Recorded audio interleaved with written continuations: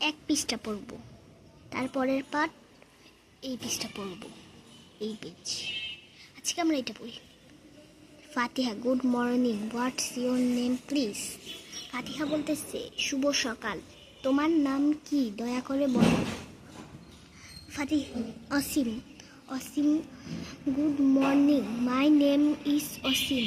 অসীম বলতেছে, শুভ সকাল, আমার নাম অসীম। ফাতিহা বলে, thank you, where do you live Asim. Fatiha বলতেছে, ধন্যবাদ তোমাকে, তুমি কোথায় বাস করো অসীম। অসীম বলতেছে, I live near the town hall. Asim বলতেছে যে আমি বাস করি নেওয়ার নতুন টাউন হলে।